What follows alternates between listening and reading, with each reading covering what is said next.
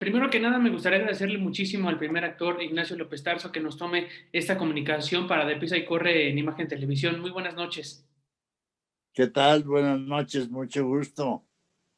Gracias. Pues primero que nada, me gustaría preguntarle cómo está, cómo se siente, cómo está viviendo este 2021 encerrado, la pandemia. ¿Qué le parece todo lo que estamos viviendo? Pues terrible lo que estamos viviendo. Yo estoy bien. Afortunadamente no he tenido ningún problema en ese sentido. Estoy aburrido por estar encerrado, no ver a nadie, no he salido para nada, en fin. Es una situación complicada siempre. Y si hablamos del trabajo, peor. El teatro hace año y medio que no veo al teatro, que no piso un escenario, que no tengo manera de comunicación con el público más que por la vía virtual, como lo hemos estado haciendo Juan Ignacio, mi hijo y yo. Pero la presencia del público, que es tan importante, pues eso lo extraño y mi remedio, eso no se puede hacer. Dígame para usted cómo ha sido el cambio del teatro, hablando del teatro antes y ahorita en estos años, incluso hacer obras pues por vía remota, ¿qué le parece? Sí, tuvimos que hacerlo así, lo hemos estado haciendo así. Juan Ignacio y yo estamos haciendo ese teatro virtual, teatro en línea. Hemos hecho ya 4 obras, una sobre Leonardo da Vinci y la máquina de volar, otra sobre Macario, otra una adaptación del Quijote y un texto, el cual la cuarta fue un texto de el maestro Vicente Quirarte, que nos escribió un asunto muy bueno sobre Melville, el autor de Moby Dick.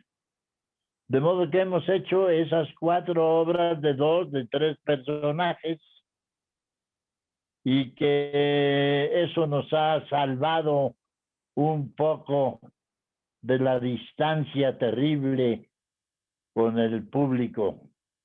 Pero de todos modos el público no está presente, el público está acá, cada espectador está en su propia casa, los intérpretes están en su casa también, todo mundo en su casa, y la comunicación es a través de medios electrónicos. Pues solo así se puede hacer ahora, así lo estamos haciendo, no hay otro remedio. Me quisiera preguntarle a usted, ¿qué hubiera sido de Ignacio López Tarso si no se hubiera dedicado al teatro, al cine, pues a dar la vida en el escenario por su público? ¿Cómo no entendí? ¿A qué se hubiera dedicado si no hubiera sido actor? Ay, no sé, no me interesa nada. Soy actor desde que nací y para eso estudié, y eso es lo que he hecho toda mi vida durante 2 años, ¿verdad? ¿Qué hubiera hecho si no hubiera sido actor? Pues quién sabe, no me interesa. ¿Nos No me podrá, interesa investigar eso. nos podrá platicar un poco, Nunca lo he hecho. ¿Eh? nos podría platicar alguna anécdota de cuando hizo Macario? ¿Cómo fue? ¿Cómo lo buscaron? ¿La escena de las velas que vemos en la película? Ah, sí, fue. Macario tiene muchas anécdotas y es una película que me ha dejado muy buenos recuerdos.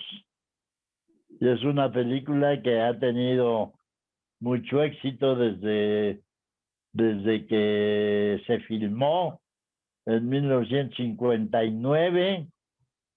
Ya el año siguiente, en 1960, ya estaba participando como mejor película extranjera en Hollywood para un Oscar. De modo que fue desde entonces pues una película muy, muy vista.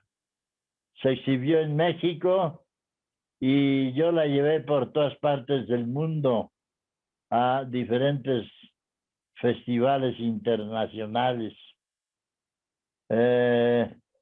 La escena de las velas, pues eran miles de velas montadas sobre tablas, sobre mesas, sobre cualquier edificio donde una vela, allí estaba una vela esperando que la llevaran a su lugar. Y había mucha gente del pueblo que los invitaron a participar y que estaban ahí esperando con mucho interés.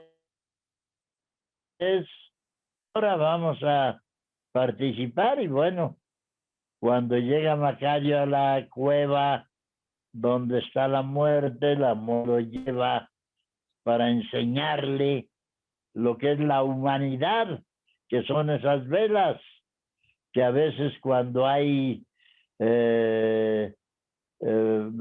problemas como el que tenemos ahora del COVID-19, el COVID-20 y 21, cuando tenemos problemas como este de ahora, pues las velas se apagan y entonces eso le está explicando la muerte, pero es una escena que durará pues 5 minutos en pantalla y que a nosotros nos llevó más de una semana filmar porque había que cortar, sacar el humo, sacar las velas, volver a meter las velas, prenderlas al mismo tiempo, volver a filmar, se volvía a llenar de humo, volver a sacar el humo con unos hélices de avioneta que habían alquilado, varias hélices al fondo de la cueva, que cuando cortaban y sacaban las velas, ponían a funcionar estos ventiladores que echaban fuera todo el humo y todo el aire. Y luego esperar a que trajeran todos los del pueblo, todas las tablas y todas las mesas y todas las velas otra vez, esperar hasta que todo estaba ya listo, daban la orden de prender las velas, prendían todas las velas, filmábamos otro pedazo y había que volver a cortar, en fin, nos llevó más de una semana porque cada maniobra de esas se llevaba pues casi una hora entre sacar las velas y sacar el humo y volver a meterlas y esto era muy tardado. Fue una anécdota pues muy molesta para los actores, para el director, para todos los que participamos en la novela, porque filmar así a cachitos no es conveniente. Al actor le cuesta mucho trabajo volver a situarse en el momento en que cortaron, que ya estabas con la emoción y con el nervio de lo que estás diciendo, de lo que te está platicando la muerte, volver a eso cada vez es muy complicado, es difícil para el actor volver a colocarse en la misma situación anímica, espiritual, la misma correspondencia con la palabra, ¿verdad? A lo que estabas haciendo hace un momento, que fue unas cuantas palabras, y te vuelven a cortar y te vuelven a cortar. Es muy latoso, muy cansado.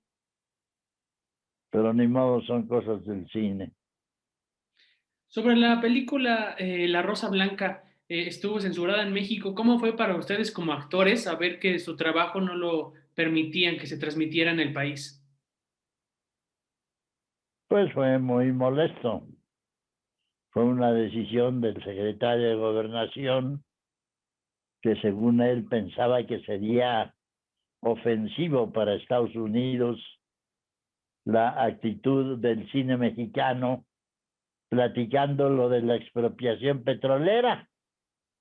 A mí me parece una tontería esa posición del secretario de Gobernación que duró creo que 15 años sin poder exhibir la película porque había que volver a preguntar si ya se podía y cuando entran las cuestiones internacionales y la Secretaría de Relaciones y no sé cuánta cosa para algo tan sencillo. Nos cortaron la exhibición de la película, nos fastidiaron el éxito en taquilla.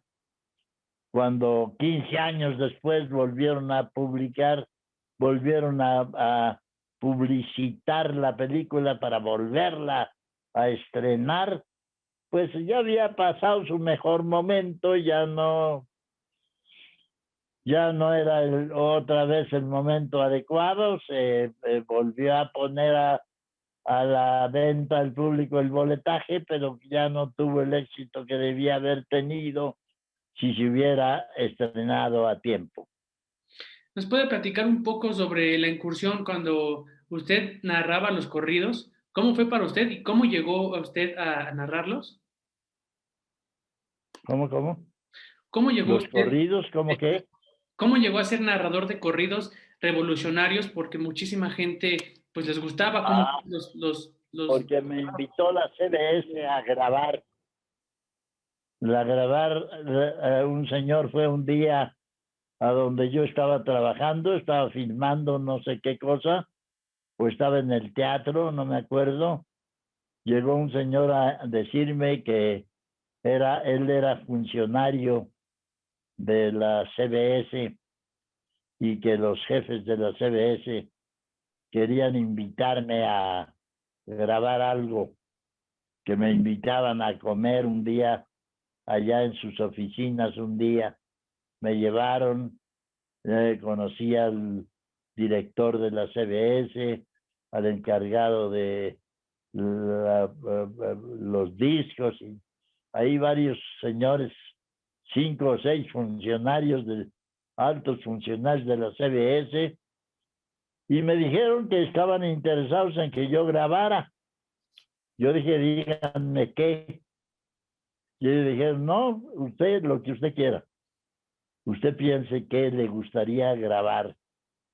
Pues poesía, vamos a pensar que poesía mexicana, poesía contemporánea, poesía antigua, poesía moderna, poesía amorosa, poesía política, poesía de cuál, y escoger qué.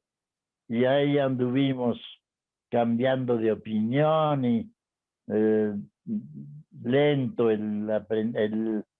la decisión, hasta que yo me acordé que yo había nacido oyendo corridos. Mis padres cantaban corridos, eran del Bajío los dos.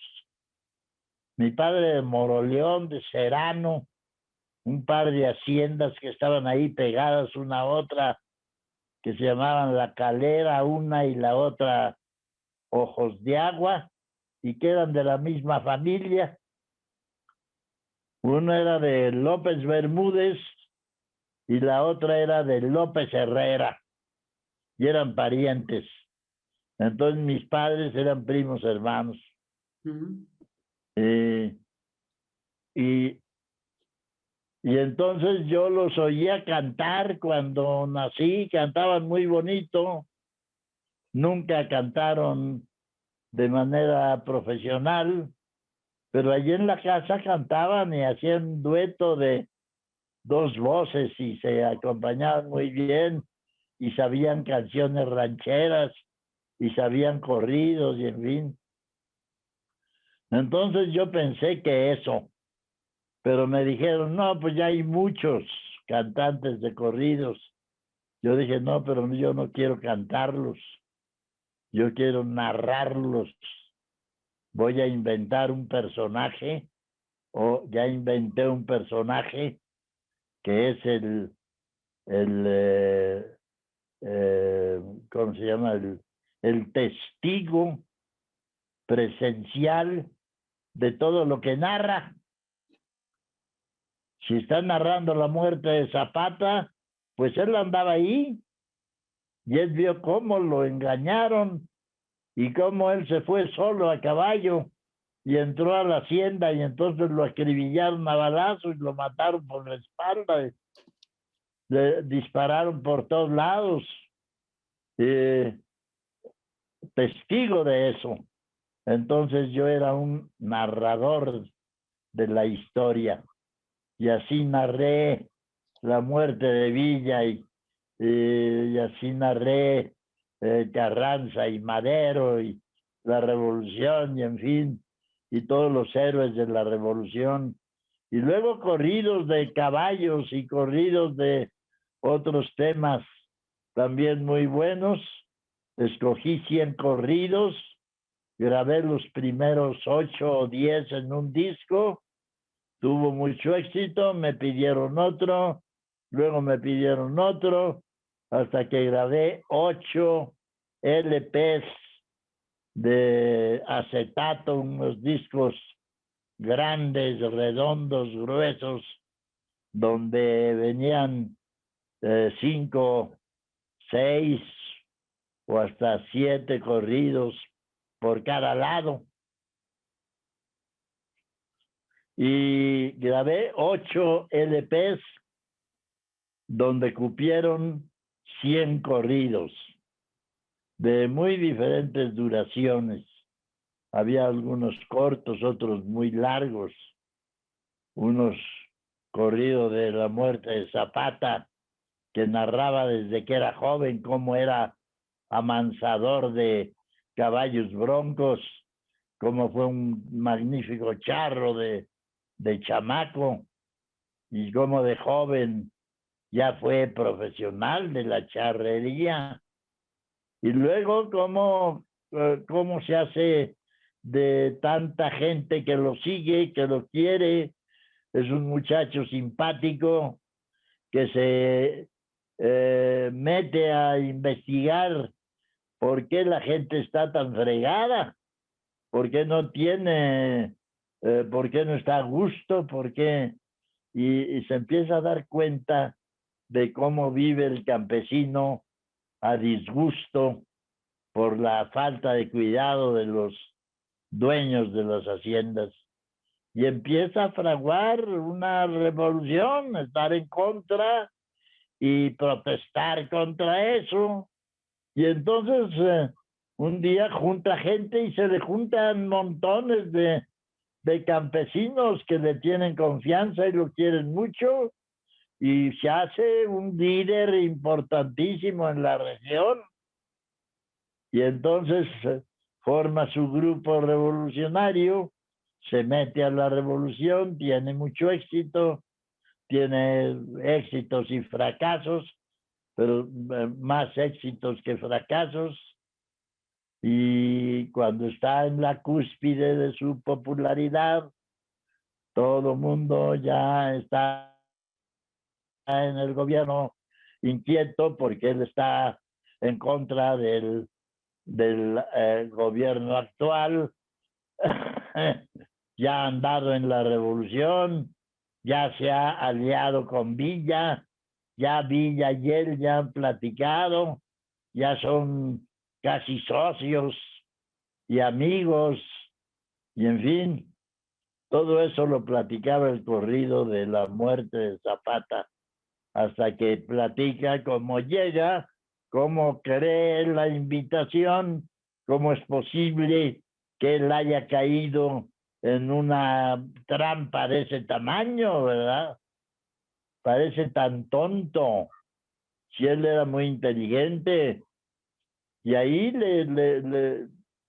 ahí pierde toda su inteligencia y toda su astucia y todo su poder, y va solo a entregarse a la hacienda cuando la acribillan, pues era natural.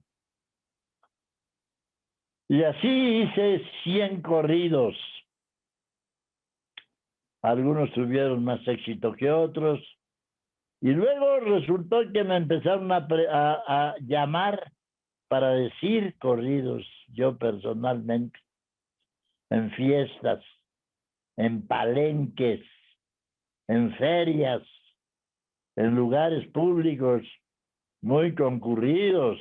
Me invitaron a lugares con un gentío y ahí llegaba yo con un grupo musical muy bueno, un guitarrista formidable, Roberto Rojas, un acordeón que tocaba un muchachito ciego que todos le decíamos el conejito. La mujer del conejito y él hacían un dueto muy bonito, dos voces muy buenas los dos. Y entonces con ese grupo, un buen mariachi, una guitarra magnífica, un acordeón y un bajo sexto y un dueto que no me acuerdo cómo se ponían los dos, los cantantes del Bajío también, ¿no? Algo así decían. Los madrugadores del Bajío. ¿Los qué? Los madrugadores del Bajío. Los madrugadores del Bajío.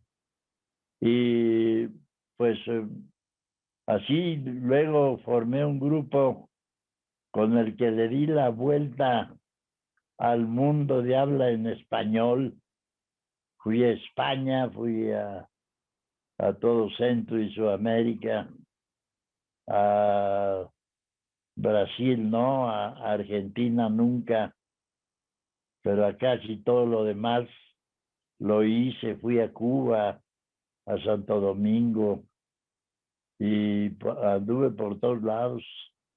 Y una temporada en España muy buena, con una compañía estupenda, con Nati Mistral, que era entonces una de las cantantes más buscadas, más populares en España. Con ella hice una larga temporada de corridos en Madrid, en Barcelona, en otras ciudades, en Madrid, en varios teatros. Y venimos a México con Nati Mistral también. Estuve con ella en el Teatro Hidalgo. Luego, cuando se tuvo que ir Nati Mistral, me acompañó mi comadre Raquel Olmedo. Y así estuve 10 años de mi vida dedicado a los corridos. Y en esos 10 años, te digo, recorrí pues todo Estados Unidos, todas las grandes ciudades y ciudades más pequeñas. Todas las grandes ciudades las recorrí. Algunas no, porque el grupo de mexicanos era muy escaso.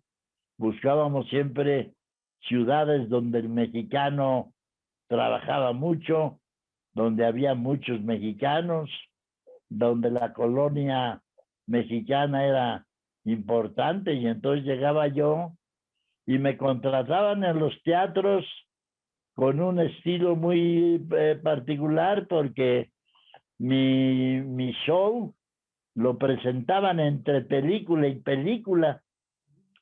Terminaba la película y subían la pantalla de el cine y abrían un escenario grande. Ahí ponían sillas de caballo, ahí ponían zarapes, ponían jarros, adornaban muy bien, y quedaba un escenario muy bonito en el Million Dollar en Los Ángeles, con Frank Faust. Frank Faust era el empresario, un gringo que le gustaba mucho lo mexicano, y él me comentaba muchas cosas de los corridos que él sabía y le gustaba mucho oírlos y comentarlos conmigo.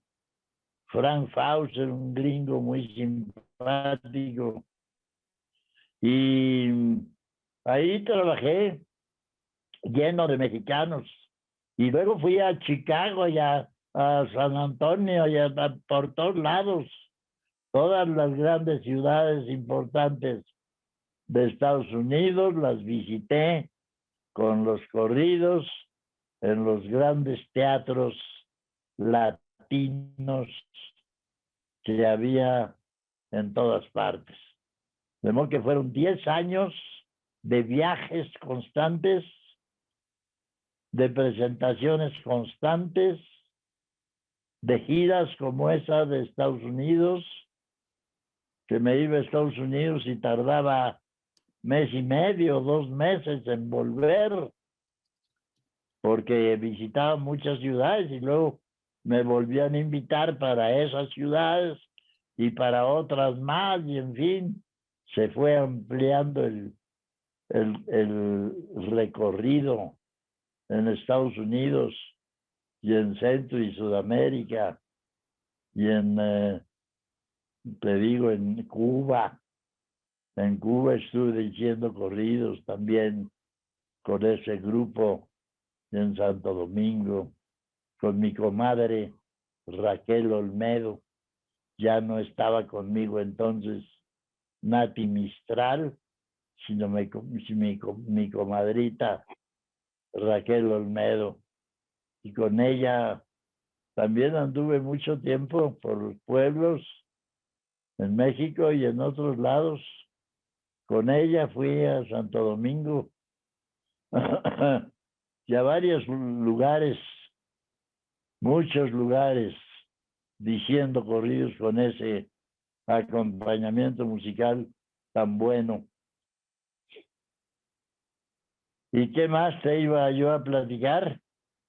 Quisiera preguntarle que nos cuente un poco cómo fue para usted hacer la película de Cricri.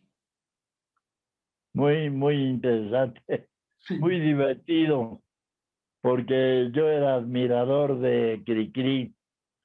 Yo me sabía las canciones, de modo que yo acepté con mucho gusto.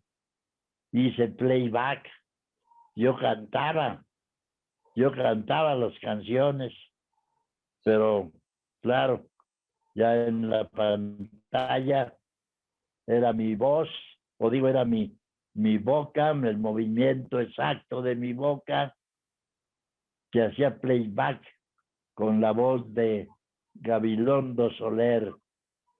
Y lo mejor de la película fue conocer a Gabilondo Soler, el autor, ese que le dijeron siempre Cricri, porque ese fue su personaje más famoso. Pues él era una maravilla de gente, un hombre muy culto, muy simpático, muy gracioso, con muy buen sentido del humor. Su familia muy simpática me llevó a su casa, me enseñó su laboratorio, era científico, tenía anteojos, telescopios para vigilar el cielo y diferentes tamaños y alcance, y ahí se pasaba horas viendo las estrellas y el sol y la luna, y, en fin, sabía mucho de eso.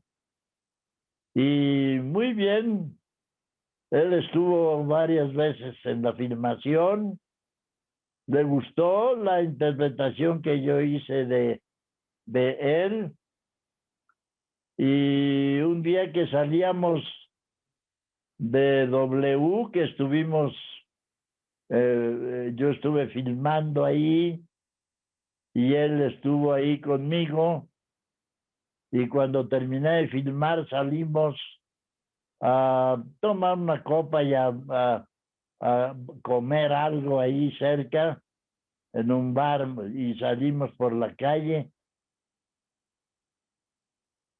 y entonces los niños me pedían el autógrafo a mí. Y yo decía, no, Cricri es este señor. Decía, no, no, danos tu firma, ándale, danos tu firma, y yo les firmaba. Se dio mucha risa a Gabilondo, que el que fuera el más conocido de la chiquillería era yo, porque yo filmaba la película. La película fue buena, divertida también para los niños, muy bien acompañado con Marga López. Marga López era mi novia, era la dueña de una casa de asistencia donde yo vivía y me enamoro de ella, me quiero casar con ella no quiere porque tiene una hijita y en fin, pues no, ella no sentía el mismo atractivo que yo sentía por ella no lo sentía y no quiso casarse conmigo. Y entonces la niña fue muy cariñosa conmigo, su hijita, y ella fue la inspiración de muchas de las canciones de Cricri. Y luego hice presentaciones también de canciones de Cricri. Y el día también que estuvimos juntos en el Palacio de Bellas Artes para filmar las escenas finales de la película que terminan allí en Bellas Artes, donde un locutor de los famosos locutores de la W, que eran famosos en en toda América, la XCW, la voz de la América Latina, así se anunciaba y se oía en toda América. Y los locutores de la XCW eran famosísimos. Y uno de ellos estuvo en Bellas Artes como maestro de ceremonias y ahí nos juntaron a los dos, pero aún así, en la misma ceremonia y en el mismo Teatro de Bellas Artes, donde queda en claro que yo fui un intérprete y que el verdadero autor de las canciones de Cricri es este señor, que era Gabilondo Soler.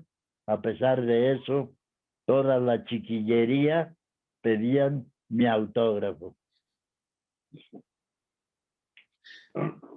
Me gustaría que nos platicara usted cuál cree que es el legado que le deja Ignacio López Tarso a todos los actores que lo siguen, que lo ven como un ídolo. No, no me ven como ídolo. No tengo que dejar ningún legado.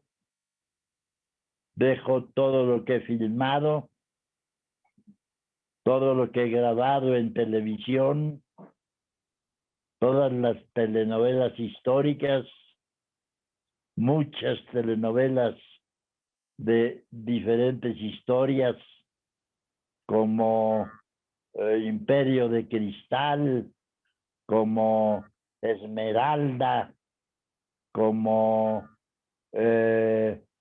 Amor y Orgullo o Amor Prohibido, telenovelas de amor con actrices famosas, con Sabi Kamalich, con la güera, no me acuerdo cómo se llama, muchas cosas de televisión, de cine, mis discos ahí quedan, y no solo para los actores.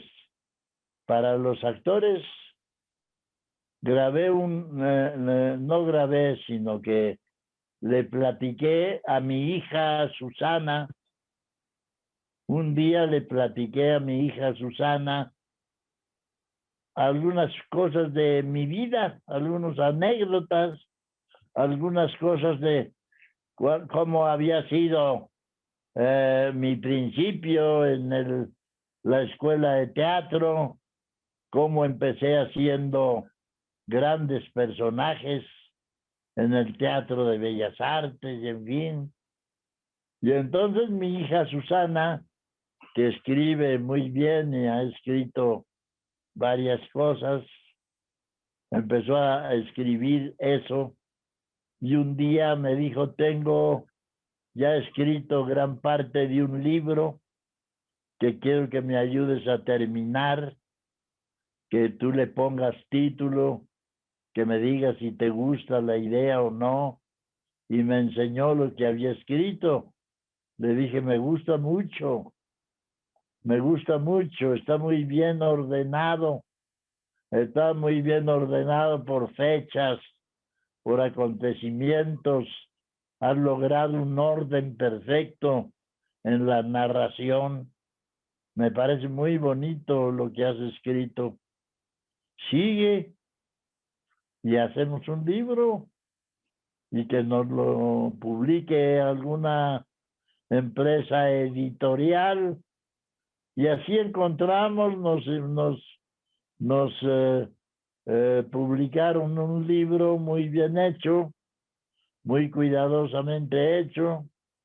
Susana, mi hija, también se encargó de buscar en todo mi archivo de fotos las fotos necesarias para ilustrar lo que yo le había platicado.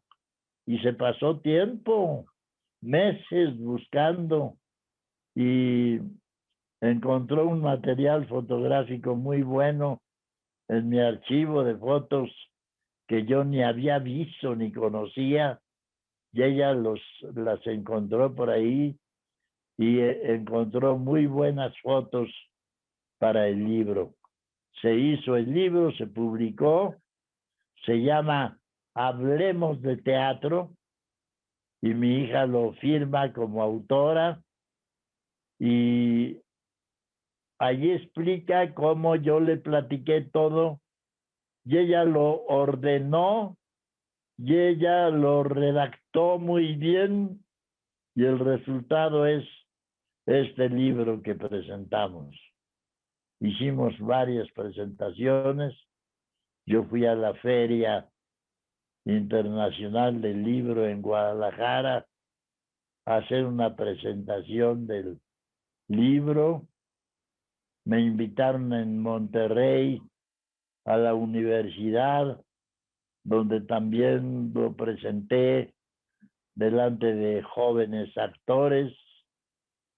En Monterrey he ido muchas veces a trabajar, me conoce muy bien el público de Monterrey, y allí hicimos también una fiesta para presentar el libro, donde hubo mucha asistencia, fue muy bueno, y el libro se ha estado vendiendo.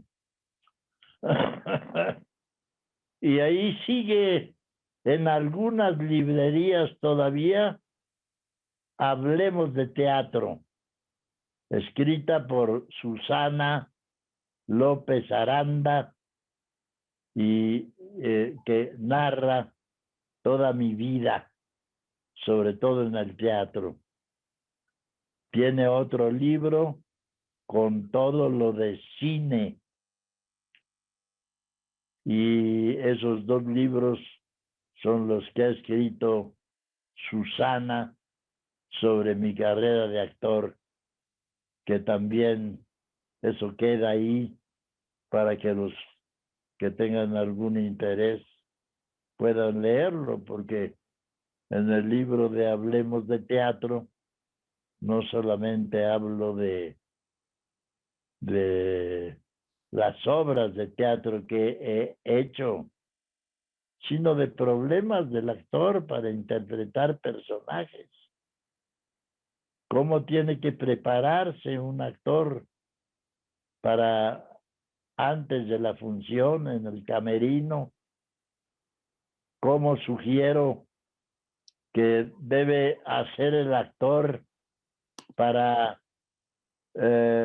llegarle a un personaje, si su vida es narrar historias y cada historia que platica es una obra de arte, una obra de teatro que se presenta en un escenario, pues imagínate cuántos personajes diferentes, tan distintos uno de otro, habré enfrentado.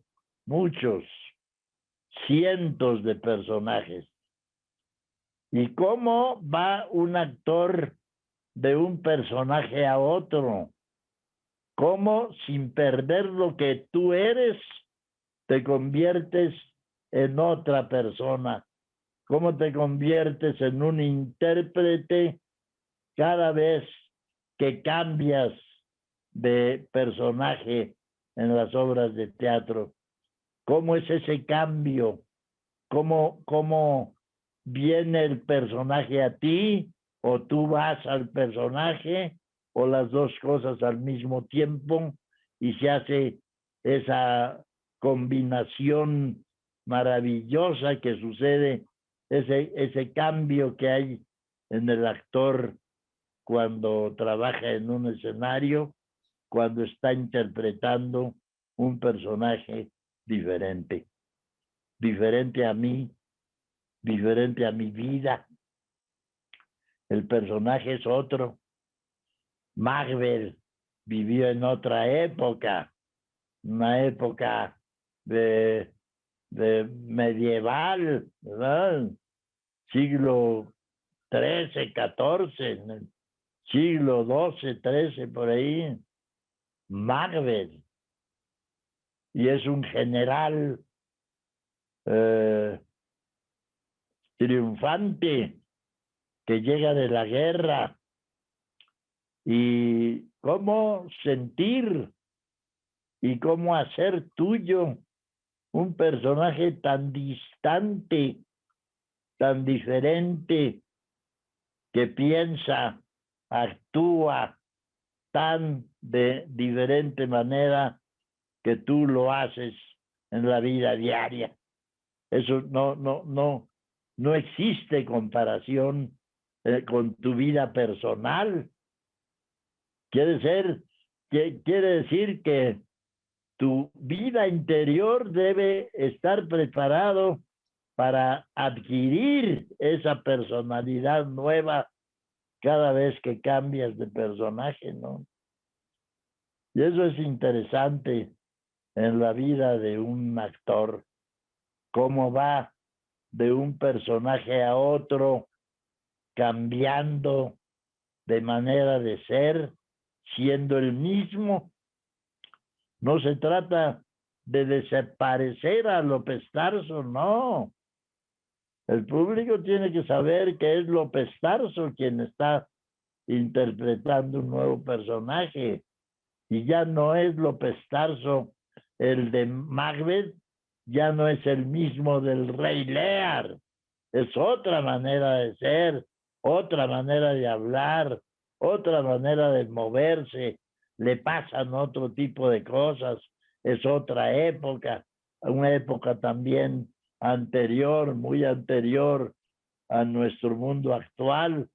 Y eso de ir hacia atrás y de estar informado de lo que era entonces la guerra y lo que era el amor y lo que era la comida y lo que era el vestuario y lo que era la manera de vivir, pues todo eso necesita el actor información siempre y estar informándote y adquiriendo conocimiento de los nuevos personajes. Eso es interesante en el libro, porque no platica nada más de las obras de teatro que hice, sino de cómo le llegué a cada uno de esos personajes tan diferentes. Finalmente, me gustaría que nos platicara, pues, cómo, de dónde saca tanta fuerza, cómo sigue trabajando y hasta cuándo usted piensa ir a, pues ya a descansar, a ya no hacer más obras, y qué piensa del gobierno actual. Del gobierno actual no te digo nada. Yo no hablo públicamente de política, pero sí te diré que estoy esperando volver al teatro. Tengo 96 años y ya no puedo hacer lo mismo que hacía yo hace 20, ni hace 5. Ya mi cuerpo es diferente, mi capacidad de memoria también es diferente. Ya no memorizo con la rapidez que memorizaba antes. Ya necesito mucho más estudio y necesito seguir practicando. El teatro es práctica constante, la memoria es práctica constante. El moverte en un escenario te parece muy fácil. ¿Qué tanto te puedes mover en 6 metros o en 10 metros o en 20 metros de un lado a otro que tenga un escenario? Según hay escenarios enormes como el que utilicé en Mérida, en España, haciendo una obra que se llama La Orestiada, y yo iniciaba la obra. Yo era un personaje que llegaba también, un general, Teseo, que se llama el personaje, que llega de la guerra triunfante y lo reciben con grandes aclamaciones, y cuando se mete al baño lo matan. Y cómo adquieres en poco tiempo características muy especiales de cada uno de los personajes, ¿no? Me perdí ya. Yo iba a decir otra cosa y ya me perdí con lo de la época y ¿de qué te estaba yo hablando?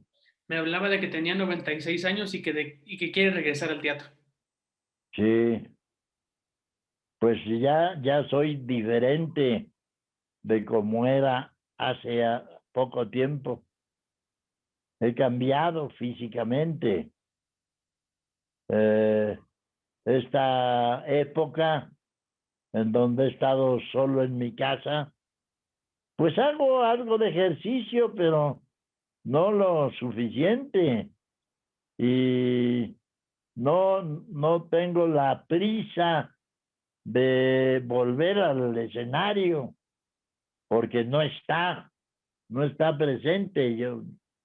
No hay ninguna posibilidad en este momento. Yo pregunto hacia el futuro y no hay nadie que sepa cuándo va a ser posible volver al teatro. Nadie lo sabe, ni las autoridades, ni los empresarios, ni el público, ni los actores, ni nadie. Hay que esperar simplemente, y esperar simplemente es muy aburrido, muy latoso, y te sientes muy torpe y muy inútil. Pero en fin, tendré que esperar hasta que esto pase para volver a un escenario. Perfecto, pues qué privilegio poder platicar con usted. Muchísimas gracias y pues que pase buena noche. Gracias por tu plática, tu entrevista.